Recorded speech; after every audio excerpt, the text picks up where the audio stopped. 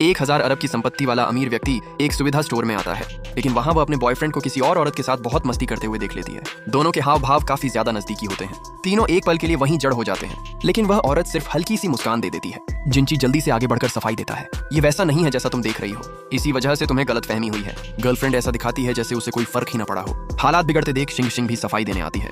कहती है कि उसे बेहतरीन कर्मचारी चुना गया है, इसलिए मैनेजर ने जश्न मनाने में मदद की। मैंने मजाक में ही मैनेजर से मुझे उठाने को कहा था। जिंची जल्दी से जैकेट उतारता है और मौके का फायदा उठाकर गर्लफ्रेंड को डिनर पर चलने का न्योता देता है, लेकिन यांजू उसी वक्त शिंग शिंग को भी साथ खाने पर बुला लेती है। जिंची तुरंत मना कर देता है, कहता है कि दुकान में अभी काम है, अगर सब बाहर चले गए तो दुकान कौन संभालेगा। इसी बीच अचानक दाजी वहां आ जाता है। वह देखता है कि सब उसे अजीब नजर से देख रहे हैं। उसे खुद भी समझ नहीं आता कि मामला क्या है। इस तरह सब एक हाई क्लास होटल पहुंच जाते हैं। शिंग शिंग चारों तरफ उत्सुकता से देखने लगती है। जैसे ही वे अंदर जाते हैं, लॉबी मैनेजर बड़े जोश से उनका स्वागत करता है और दोनों के लिए कपल सीट लगाने लगता है, लेकिन यांजू कहती है कि आज हम 3 लोग आए हैं। मैनेजर शिंग शिंग के कपड़ों को देखकर तिरस्कार भरी मुस्कान हंस देता है। इसके बाद वे रेस्टोरेंट में पहुंचते हैं। यांजू शालीनता से हमला शुरू करती है।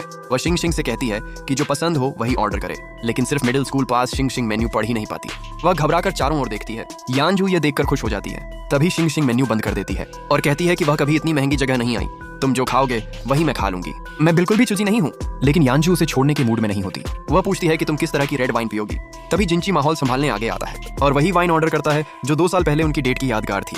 लेकिन यांजू फिर से अड़ंगा डाल देती है। वह वही सबसे महंगी वाइन ऑर्डर करती है जो उसके पिता यहाँ पीते थे। मैनेजर ये सुनते ही तुरंत तैयारी में लग जाता है। खाने के दौरान यांजू गिलास उठाकर शिंग शिंग को बधाई देने लगती है, लेकिन शिंग शिंग को गिलास पकड़ना तक नहीं आता। उसकी इस बेइज्जती को देखकर यांजू को बहुत मजा आता है। सब लोग थोड़ा थोड़ा पीते हैं, लेकिन शिंग शिंग एक ही घूंट में सब खत्म कर देती है। दोनों के बीच की नजदीकियां देखकर शिंग शिंग को पूरे बदन में झुरझुरी होने लगती है। तभी शिंग शिंग जिंची से कहती है कि उसके लिए वाइन भर दे, लेकिन यांजू बोतल छीनकर खुद भर देती है और पूरा गिलास पी जाती है। फिर जिंची से कहती है कि उसके लिए भी भर दे, जैसे वह शिंग शिंग को अपना हक जता रही हो।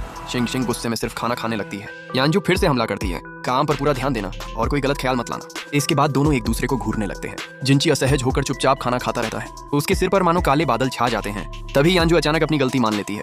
कहती है कि बार में शायद उसने उसे गलत समझ लिया था। वह उस वक्त डर गई थी, इसलिए ऐसा व्यवहार किया। उम्मीद है तुम समझोगे। शिंग शिंग मजबूरी में चेहरा दूसरी तरफ घुमा लेती